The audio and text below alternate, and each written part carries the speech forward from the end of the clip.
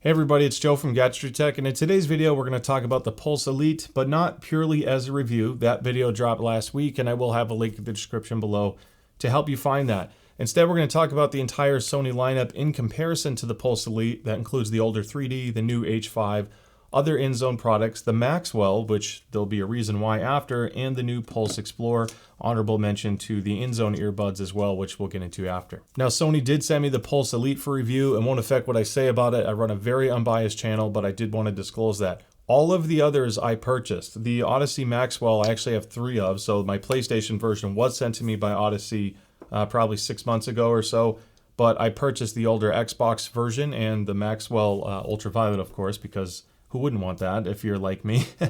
So it won't affect, again, what I say, but I will have purchase links in the description below if you want to buy any of these and support the channel. Otherwise, by all means, purchase it wherever you feel comfortable. And of course, if you like what you see, don't forget to hit that like and subscribe button. I'd love to see you at the next video. So with that being said, let's kick it off. Now, I do want to address some housekeeping bits first regarding the Pulse Elite, because I had a lot of questions on this last week, and rightly so. There's a lot of people interested in this because, frankly, the price is insane to get the performance and some of the specs that it has. So one, yes, the ear pads are glued. I emailed Sony. I got confirmation of this. They said it was to maintain the sound performance that they were going for, because having a seal does help with sound performance. I think there's also a chance that it's to help keep costs down, because there's a lot of headset here for $150, but on that part I can only speculate. Now, I have the INZONE H9s that I've had since launch, which has been quite a while now, and as you can see, the pads still look great. Admittedly, I don't use the INZONE H9s every day, so I don't wear them down as fast as the average consumer has, but as far as a natural breakdown, it's still holding up okay. It's kind of a bummer that they did glue the pads, because the 3D did not have glued pads, but there's not really much we can do about it, unfortunately, so it is what it is. Now, I also got asked if the Pulse Elite has side tone, and I wanted to address this as well. So there's no button or adjustment dial on the headset for side tone, but in the PlayStation actual system settings, not the shortcut audio settings, but when you go into the settings in the top right, open up your audio, if you scroll down, you can actually find side tone adjustment in PS5. That setting with this particular headset saves the side tone setting to the headset, which means you will have side tone on the Portal and you will have side tone on the PC. You have to have a PS5 to set that feature first. Now, the side tone is okay, even maxed out. It's not as loud or as clear as the INZONE products, in my opinion. Part of that might have to do with the noise cancellation system built in.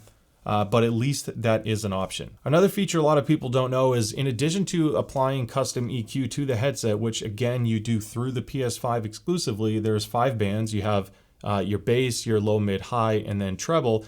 Adjusting all of those to whatever setting they may be instantly saves to the headset, which means if you shut it down and then later pair with the PS Link directly to a Portal, no dongle needed, you will benefit from that same EQ. This also works on PC, so if you power cycle this and then go play it on your computer later, you'll be able to benefit from the same EQ target that you liked on your PS5. You can only change it on the PS5, but at least it lets you save it to the headset. Now, in my prior video, I mentioned that there's no dedicated game to chat mix buttons on the headset. Kind of a bummer, because all of the older Sony ones had it, but again, it might be a cost thing or simply the way it was designed.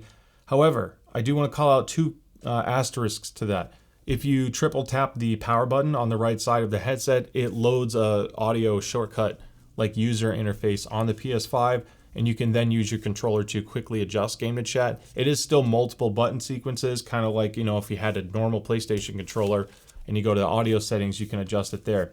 If you are fortunate enough to have a PlayStation Edge controller, these function keys can be mapped to pull up the audio adjustments. So if I press and hold, you have the D-pad to do your volume up, down, and then fade with your game and chat mix, all built into the Edge controller. That isn't exclusive to the Elite, just to keep that clear. If you have any headset and an Edge controller, you can adjust game to chat mix if you have an active party on PlayStation. So those are a couple little workarounds. Otherwise, you can get a headset from Sony or the PlayStation division that has that built in. Now, my videos are pretty in-depth, and as a result, they run kind of long, so we're gonna use some graphics to help save some time along the way. And what you're seeing now is a basic comparison of all of these headsets to each other with regards to battery life, features as far as platform support, weight, etc. So feel free to pause it here to get a good feel for how they stack up from a spec standpoint, but otherwise we're going to get into build quality and comfort. Now getting into pad comfort and specs and weights, I want to again utilize some graphics here to save time. So the entire INZONE lineup uses the same ear pad design as far as shape, depth goes, and then they have a slight variance on ear pad material. The Maxwell is obviously its own unique beast, and then the Pulse Elite and Pulse 3D have almost the exact same pad dimensions as well. They feel very different on your head thanks to some other changes, but as far as the ear pad shape goes and how deep they are, they're effectively the same. Now, as far as clamp force goes, most of these are pretty comparable and they scale kind of according to their weight. The Pulse 3D has the strongest clamp here, especially when you think of clamp force per gram, because typically a lighter headset like the INZONE H5 does not need a lot of clamp force to stay secure on your head. It's a result of this, or as a result, the comfort of this is just absolutely insane. The H5 might be one of the most comfortable gaming headsets ever made, and usually I give that nomination to RIG, because RIG makes some really comfortable headsets as well. But 260 grams, light clamp, breathable fabric with large ear cups, you can wear these things for hours. And for some people, this is a massive priority over the sound quality side. So the INZONE H5 is great for that. Now, when you compare it to something like the INZONE H9, it's not purely a spec change. You know, this is $150 versus almost $300. And on the pictures, they look the same. However, when you look at them side by side, you can see that the band is thinner on the H5. The H9s have a leatherette ear pad, which does not breathe as well, but it's intended to help with active noise cancellation because it wants to block out more of your exterior noise. You typically don't want a leaky, breathy fabric pad like this. Breathy? Something that lets more air in and out is not going to have as much of a seal. However, the byproduct of a soft and squishy pad like the H5 or even the H7 and H9, they are still excellent, is they're great for glasses too. So if you wear, whether it's blue light blocking glasses like the Gunnars that I use, or you have prescription glasses, whatever it may be, those types of designs are excellent for glasses. Now, when you look at the Pulse 3D, the Pulse 3D is probably the worst one for glasses here. It's definitely more firm. The clamp force is a little bit stronger. The ear cups don't give you a lot of room for the temples of your glasses. So because of that, plus the lack of like articulation, you see how it doesn't really move much. It's kind of stiff. It puts a little bit more pressure on your head, and it might be fine for short gaming sessions, but longer gaming sessions, you're going to go to the Pulse Elite, because even though the ear cup dimensions are effectively identical, they feel very different on your head. And part of that is because these are much softer than the older Pulse 3D, and you can see there's much more. Let me do it this way, it'll come up a little bit better. There's a lot more articulation. Makes a little noise, a little plasticky sounding, but again, they had to keep the price to $150. It's a massive difference in comfort, and I think I can even put the glasses on while I'm wearing it.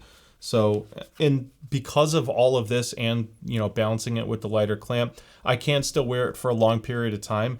I think the INZONE still has the edge for glasses comfort, but this is a huge upgrade over the Pulse 3D.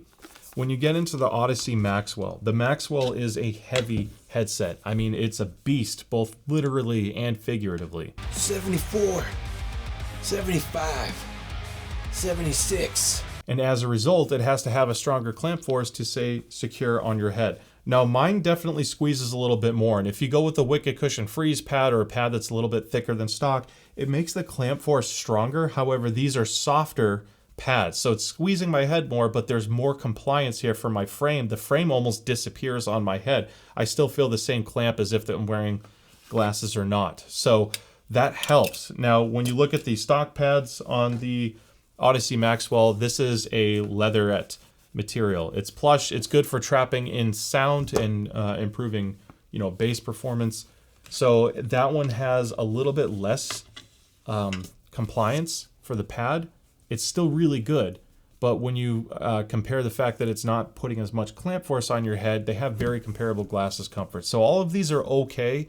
I think the edge, of course, goes to INZONE. Now, for those of you gaming on a PS VR2, there is a big question on what headsets you can or cannot use, shouldn't use with it. Now, there's one thing to have it work, and there's another thing for it to sound good and to be comfortable. All of these things kind of have to align to get good performance. So, of all of these here, the one that still fits this the best is the older Pulse 3D. It just consistently has a better seal on my head, so when I'm wearing this, and in the interest of time, I'm not going to set this whole thing up because it takes a little bit. The stronger clamp force, even though it's not as comfortable for me, it does maintain a seal, which is still going to give me the bass performance I'm looking for.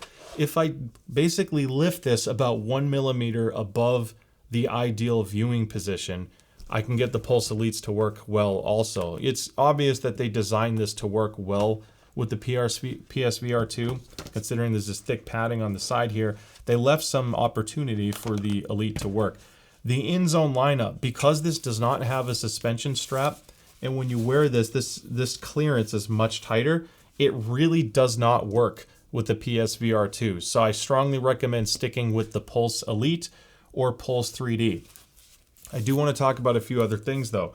Honorable mention to the SteelSeries Nova 7. Doesn't matter if you get the 7, 7P, or 7X. They all work with the PSVR2. And again, because of the suspension strap and the larger clearance on the side here, I was still able to wear it with the PSVR2. Now, I switched to the Wicked Cushion pads because they're a little bit thicker, and I think that's what's helping me maintain a seal. Otherwise, you may not get the same bass performance if you were on stock pads. Now, one thing I want to throw out there though is the PSVR2 does come with earbuds, and these work extremely well from comfort. They have a good enough sound to be good for, regular casual gameplay. If you are looking for competitive though, there are a couple things you can do. Now, this is a standard 3.5 millimeter connection. This is the Koss KSC75X. The X comes with a microphone. The standard KSC75s are only 20 bucks. They sound incredible. They hook on your ear, and you can wear them all day with excellent sound. And one thing I like about these is because they're kind of leaky by design, you can still hear your surroundings. On something like a VR headset, if you have these at a decent volume, you can still hear stuff that's going on around you, so you're not completely oblivious to the outside world. I love these as a pick, and they fit the VR2 fine.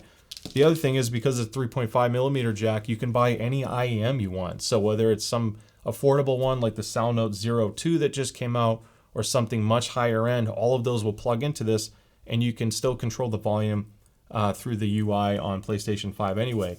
Then you have the PS Explorer or INZONE earbuds that I will be doing a head-to-head probably as soon as next week. I have the INZONE earbuds as well, and I'll be talking about those in a future review. Just couldn't test them thoroughly enough for this one, but I will do an A/B.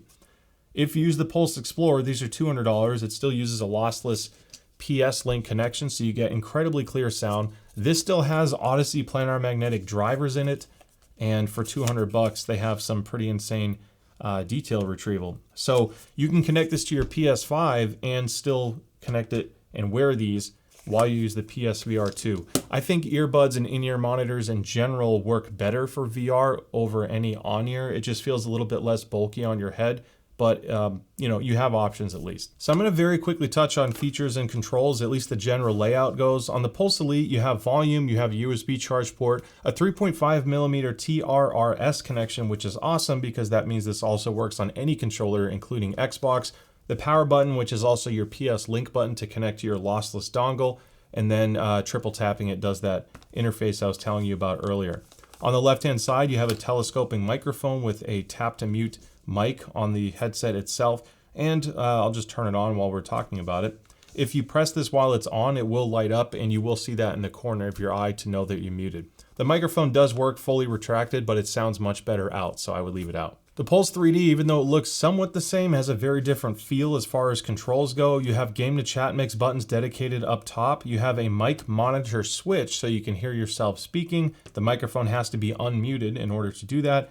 A volume rocker, your mute button, a charge port, again USB-C, and then a 3.5 millimeter connection, again for analog connections, which does work with any other controller, and then a power switch that you slide to turn the headset on and off. Stepping up to the INZONE H5, I really like the design layout of this. You have a giant textured volume wheel on the left, so it's very easy to find. Game to chat mix dedicated on the right-hand side, and that does work on Windows and Mac because when you connect the INZONE H5, H7, or H9, it presents both game and chat as audio sources, which means you can even fade things like Discord, or if you're a Mac gamer that needs party chat, this does work for things like that as well. Power button on the right, USB-C, and then a 3.5 millimeter connection, again for aux. It is a flip to mute mic, which I like because it's really quick and easy to do. Now, I don't have the INZONE H7 here on display, but I do want to quickly highlight where the overlap is between the two. So looking at the INZONE H9, just like the H5 and 7, you have game to chat mix here. Then you have a Bluetooth button. Now the Bluetooth button also exists on the H7 because the H7 also has simultaneous Bluetooth, just like the H9 and just like the Pulse Elite. The Bluetooth button also serves as an action button when you are using it for Bluetooth. Of course, you have your power button here. Now on the H9, and you have this active noise cancellation and ambient mode. The H7 does not have this because it does not have ANC. Pressing this button will give you three options. Off completely. The second one is ANC, which is 2 beeps, and that will drown out PC fan noise. The third one makes this sound more like an open back headset, not from a sound quality perspective for gaming, but for hearing your surroundings. So if you're playing at night, you like to wear an on-ear, and occasionally you want to hear the real world, put it in ambient mode, and now the microphones pick up everything around you. It's a lot easier to know what's going on in your household. Really good if you have kids, but you don't want to game like this. I've been there. Any parent who's probably played games at night has done the same thing. Then you have, again, the familiar volume wheel. So the controls on the entire INZONE lineup is very much the same. The H3 is a little different because that one's a wired headset, so you don't have wireless controls to worry about. There's a USB adapter. Otherwise, it's a pretty straightforward design, even though it looks the same. Looking at the Maxwell. So the Maxwell has game-to-chat mix on the Xbox version. The Xbox version does work on PlayStation 5. So if you bought the $330 one, the dongle has a little switch on it that changes modes. And I think I tucked it in on one of these. But basically, you won't get game-to-chat mix on PS5. That function only works on Windows, and it only works on Xbox. If you buy the PlayStation version and look at the side here, the icons are identical. So it's a little confusing, but the PlayStation version, this game-to-chat mix does not do anything on the PS5 side. You still get a 3.5 millimeter input, which is awesome. Going to this side, you have the filter button. Odyssey Filter Tech is your background noise rejection. That is built into the Pulse Elite, which I'm going to show you here shortly with a mic test. It's awesome. On the Maxwell, you have the option to turn it off entirely, have it on low or high for different noise suppression and sound quality changes. On the left ear cup, you have a power button here, which press and hold to turn it on. This is also used for pairing, and then a switch for your mic mute. There are some hidden features as well. If you're familiar with the Maxwell, you have these buttons here, but if you press them in, they give you additional functions, and that includes things like toggling side tone volume or adjusting which EQ preset you want to use, because the Maxwell has EQ profiles built into it that you can cycle through. All right, this is what my voice sounds like on the Pulse 3D headset. I'm going to do a typing test and then talk while I'm typing, as well as use an electronic duster and then talk while I'm using that. I'm going to repeat the same process so you can hear my sound quality in addition to noise rejection for different noises that are more typical of a background, traditional household. So this board, by the way, this is the White Fox Eclipse from Apos Audio. I'll be reviewing this soon. It has an aluminum frame on this particular model. It's about $225, exclusive to Apos Audio, and I'm absolutely obsessed with this board. So here's what it sounds like on that, and then this.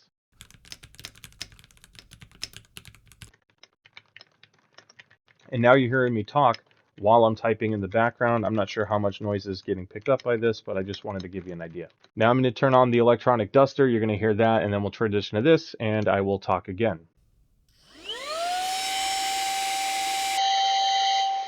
And this is what my voice sounds like while that is playing in the background. All right, now this is the Pulse Elite headset. I do have the microphone extended, which is really how you want to use it. It's going to sound softer and thinner if I retract the mic out of the way, but again, this is what I prefer. So here's the keyboard test, again on the shotgun mic, and then here.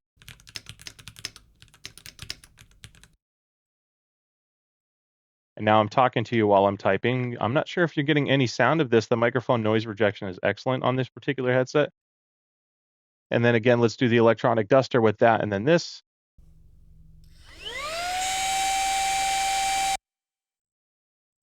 And now I'm talking to you while the electronic duster is on in the background. It's pretty crazy stuff. And this is what the INZONE H5 microphone sounds like. I'm going to do the typing test, but we're just going to stick with the headset side because you already know what the keyboard sounds like, and then I'll start talking. And this is what it sounds like when I'm typing in the background and speaking at the same time. And this is what my voice sounds like when this is making noise in the background. And this is what my voice sounds like on the INZONE H9. And this is how it sounds when I am typing and speaking at the same time.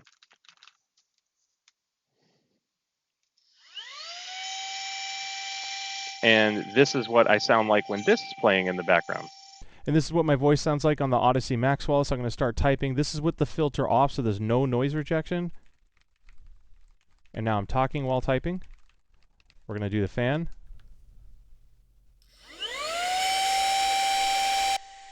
And this is what my voice sounds like while the fan is running with the noise rejection off. So I just enabled noise suppression on the highest setting just so you can hear the difference. So I'm going to do the typing test again. Now I'm talking while I'm typing. We're going to turn this on again. And now I'm talking to you while this is running in the background as well. So it does a pretty insane job at blocking out everything in the background. And this is what my voice sounds like using the Pulse Explorer wireless earbuds, the microphones that are built in. So I'm going to do the typing test again, just the keyboard itself. And this is me talking while typing in the background. Time to turn on the loud fan. And this is what my voice sounds like with the fan running in the background and talking at the same time. All right, now it's time to talk about sound quality, and I want to start with the objective side first, the measured side, because it takes my opinion out of it and it exposes exactly what it sounds like, at least on my rig. Now, I'm using a Gross KB006X Pinaclone with an IEC 711 coupler. That's going to sound like gibberish to a lot of people, and that's fine, but for the people who are into measurements, it's important to know what kind of rig was used, because it helps when you're comparing measurements to other sites. So let's start with the Pulse 3D. The Pulse 3D sound profile, and I'm going to help educate you along the way if you've never seen these charts before, but basically the left side is the bass, the middle is your mids or vocals, and then the right side is your treble or higher frequencies. When you have a bass profile like this, in particular on the Pulse 3D, it sounds a little bit boomy, a little bit thick, but there's not a lot of sub bass. It's decent, but if you're expecting like that really deep Michael Bay like explosion happening, it's just going to sound a little stunted and rolled off, which is why it tapers down here. This thickness in the mid-range does mean that vocals will come across a little bit thicker as well. So if you have a male vocal, maybe it sounds a little bit heavier. A female vocal is going to sound a little bit deeper or heavier as well. The mid-range tonality though, from like the 1 to 3K region is excellent. And this is where some of your detail comes into play. It's followed by a recess. That whole dip at 4 to 6K does make, when you pair that with the elevated bass, it makes the Pulse 3D sound a little bit dark. To some people, it's going to sound muddy. It's a fairly straightforward profile that doesn't necessarily sound awful on everything, but it's not going to exactly shine either. Now, comparing the Pulse 3D to the Elite, you have a very different sound signature, and there's a few reasons behind it. This is using Odyssey drivers, which the Maxwell is made by Odyssey, and that's an excellent sounding headphone at $300. So the fact that you're getting Odyssey audiophile-like drivers on a $150 headset is a big reason why this has been hyped up and so many people are excited to learn more about it. The sound profile of the Pulse Elite out of the box is more bass neutral. You can see comparing to the 3D, there is a lot less bass. So if you have the 3D and you wished you had more bass, the Pulse Elite isn't really an upgrade. It is, however, more accurate, it's more clean, and the tonality is still excellent in the mid-range. When you have a more neutral bass and a comparable mid-range, the vocals will stand up with the rest of the mix. So if you listen to a lot of music with singing, they're going to sound more forward and less recessed. Now, getting into the higher frequencies, you can see that there is an emphasis compared to the 3D, the Pulse 3D. So this will sound brighter. There's less bass and more treble, so it's a very different sound presentation to the 3D if that's what you have already. There is a little bit of a boost at the 2K region, which can sound shouty to some people. However, it's not as bad as it looks. This isn't really a major lift, and you can very easily EQ that down if you wanted to. In gaming, it's pretty much not noticeable. It's only if you're like being a really critical listener with certain instruments, but you got to keep in mind, this is $150, so there's going to be some give and take here of what to expect from the audio side. There is more fill in the 4 to 6K region as well, so there's a lot more detail that comes across with the Pulse Elite. You hear more subtle things. The big kicker with the Pulse Elite is the upper treble. It is glaringly bright. For some people who like to turn treble up to 10, you're going to love the Pulse Elite. It's not so bad that everything is ruined or anything like that. I'm just explaining the sound signature from a measured perspective. with the PlayStation software, you can turn treble down, and then it has a great sound profile that works on pretty much everything. Now, comparing the Pulse Elite to the INZONE H5, very different sound signature. The INZONE H5 has much more bass. It's noticeably warmer sounding, especially when you follow it up with this dip and the higher frequencies. I love the rest of the treble tuning on the H5. It's very nice to listen to. The vocals are just going to sound a little bit more relaxed and soft, and the gaming is going to sound like it has much more bass. I'll get into how this all translates into gaming performance, but again, we're sticking with just the measurements here. So if I get rid of the H5 and compare it to the H9, even if you put them side by side, they are very similar. I'm going to drop the H5 to make this cleaner. The H9 to me has a great sound profile. Again, slight dip up here, but not as bass forward sounding as the H5. The bass is a little bit smoother, and I like the rest of the tuning on the INZONE H9 as well. The only thing that gets me sometimes is this upper treble peak. Again, I typically reduce it a little bit, but it's a pretty enjoyable every game sound profile on the H9. Now, when you compare this to the Odyssey Maxwell, this is why you're paying twice the price for the Maxwell. And I know not everyone's going to cross-shop, but just to put this into perspective, the Maxwell has flat bass all the way down to 20 hertz and below. So if you want really, really deep Hans Zimmer type bass, the Maxwell is the only one here that's going to deliver that for you with the detail and power handling that a lot of people would expect at that price range. Upper frequencies are tuned better as well. There's a more noticeable fill, but there's also less peaks happening. So everything seems to sound more natural. A lot of audiophile reviewers will talk about audio in terms of tonality. Basically, if you heard an instrument in real life in front of you and then listen to that same instrument played through a recording on any headset or audio product, how close does it sound to the original instrument? Good tonality bridges the gap from reality to your headset. And this is where the Maxwell is known to do an exceptional job, and this measurement shows that. Now, there is a party trick though. If I click on IEMs on my site and go down to the Pulse Explorer, take a look at that sound signature. The Pulse Explorer is incredible as far as tuning goes. Some people are going to want a lot of bass or a different treble tuning. It really comes down to personal preference, but out of the box, it works really well. This is very, very sensitive to fitment, more than any other earbud or TWS true wireless product I've ever used. So if this does not sound right, if it sounds like there's no bass, you probably don't have a good seal. Mess around with the ear tips until you get it just right. And once you do and the bass is coming in, the sound profile is excellent. So that's the Pulse Explorer. All right, let's talk about audio from a gaming, music, subjective side of things, something that I hear and how my experiences went. The Pulse 3D is a $100 headset, and frankly, it is outgunned by everything else here. You're getting less of a headset, but you're paying less. So the whole value thing really comes down to what you're looking for. When you step up into the Pulse Elite, the Pulse Elite's detail retrieval is like bar none the best detail per dollar headset I have ever heard when it comes to gaming. Again, I mentioned the treble is kind of bright earlier, but I swear you can hear the shoelaces bouncing off a combat boot if you're playing an FPS game. It is that ridiculous. Now, it's not only a detailed presentation thing, but the imaging is also important. How coherent is the presentation from left to right? And that is, again, another strength of the Elite. They really knocked it out of the park here because it has that trifecta, I guess, of having good tonality. It's close enough to being accurate, but it also has exceptional detail retrieval and driver matching, which means when something is supposed to be over there, if the drivers are perfectly matched and it's telling you it's over there, it's easier for you to understand exactly where it's coming from. Driver mismatch happens when one side of the headset, the left side, has 3 or 4 decibels more mid-range at 500 hertz. And as a result, as objects are moving around, that image that your brain is building from audio cues kind of gets a little blurry, and that's why it's harder to pinpoint where things are. There's a lot of things involved with this, but I'm trying to simplify it. That imaging side is what the Elite is good at, in addition to the detail retrieval. Now, if you're playing a first-person shooter, that's great. If you're playing immersive games and you want just tons of bass and you don't want an overly sharp, energetic sound, the Pulse Elite out of the box is not the best pick for that. You can boost bass for games, you can reduce treble for both games and music, and get a more natural, relaxed sound presentation that might be more forgiving.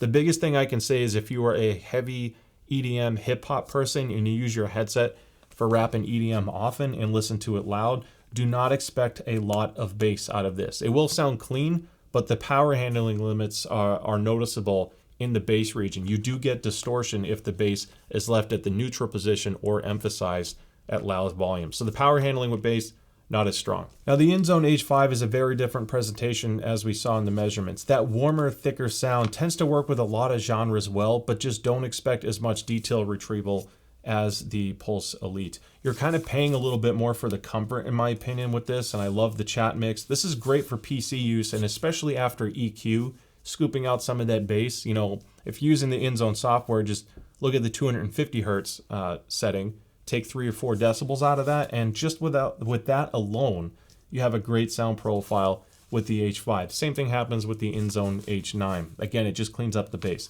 I like these for everything. They work. They're comfortable, the controls are good, but that sound profile is more suited for general everyday music and gaming, where you don't need the utmost detail, hyper energy sound presentation. It's a good option. I think it gets better with FPS if you EQ it, but out of the box it sounds a little thick and heavy, and you may not pick up on the subtle details as much. Now the INZONE H9 is very, very similar to the H5. You're not paying double the price for double the sound quality. It's other features that you're getting that are adding to the cost. Now part of it is the Bluetooth capability, but you also get active noise cancellation. So I'm going to focus a little bit on that to differentiate the two. If you have a loud PC fan or some background noise that's always making noise, that's adding to your noise floor. That's worse than a hiss on a headset, which none of these have, by the way. There's no white noise issues that I heard, unless you max out side tone. So what happens is when you have all this fan noise and you're trying to hear footsteps sneak up on you, the footsteps have to be louder than the fan noise that your PC is playing or whatever you have in your room. Active noise cancellation drowns a lot of that out. And by doing that, you reduce your noise floor and you can hear things sooner if the noise is more quiet. That's why I talked about the INZONE headsets before, because their noise cancellation is ridiculous. So this is giving you that, which does help. And then when you add custom EQ to it, it can be a good headset to use in a very noisy environment. Passive noise isolation is okay. It does a pretty good job. It's better than pretty much everything here. Maybe comparable to the Maxwell, but it's definitely going to help. Now on the flip side of that, again, if you enable ambient mode, then it does the opposite effect and you can hear everything in the background. So I would really consider the H9 over the H7 if those active noise cancellation tricks are important to you. Then we get into the Odyssey Maxwell, the beast of the lineup. These drivers are huge planar magnetic drivers. They have tons of power handling, and if you listen to rap or rock or classical or orchestral music, it does not matter. The Maxwell is going to deliver the quality you're expecting in spades and really challenge what you thought was possible at the $300 price point. That's what you're paying more for. It is exceptionally heavy compared to these others, so if comfort is a thing, just keep in mind that it does weigh over 500 grams, where all of these are like 260 to 330. So it's a bit of a difference on weight. However, in gaming performance, it's everything you'd ever want. It has the bass immersion. It has really good treble and detail without being too harsh sounding or too forward anywhere. You never feel like anything is lacking. And when I did my review of the Maxwell, I was a little bit critical of footstep positional awareness. That really just came down to some subtle phase and amplitude shifts from the left and right driver. That's on the DSP side, which from what I understand is slowly getting better. So the first-person shooter positional audio stuff I think is going to improve even further over time, even though the Maxwell's been out for over a year now. It'll only get better. I still think the Pulse Elite is going to give you an edge in FPS. It's honestly one of the best I've ever heard on a wireless headset, challenging the Stealth Pro and the Nova Pros, which are $300 FPS kind of focused gaming headsets as well. So the Maxwell is great for the all-round, you just don't know what you want, but you want it to sound good. The Maxwell is going to do that, and the EQ lets you really make it sound however you want. Now, I touched on the Pulse Explorer when I did the measurements, and the Pulse Explorer is such a tricky little thing because if you don't have a good seal, it is not going to sound good, and you're going to question why you spent $200 on something like this. You are getting lossless tech. It does help with resolution because true lossless wireless connection means nothing's compressed. That's another reason why the Pulse Elite and this have such exceptional detail retrieval. There's no compression or degradation in the wireless protocol. However, once you get a good seal, I find that the bass is definitely adequate enough, and out of the box, the sound profile is basically perfect for FPS games. I never felt like I had to EQ anything. You can enhance the upper treble a little bit on the PlayStation app, maybe boost it by a few dB. And these do handle a bass lift rather well. You could boost the bass by several dBs as well, and that plus a good seal means these have a pretty rewarding listening experience. It's just a very different feel being an in-ear versus an over-ear, so it's more the form factor is going to determine which one you pick, not so much the sound quality, but at least you know that if it's plugged and sealed right, it's definitely going to sound great. So that wraps up this crazy long video, and I hope you learned about the differences with all of these models.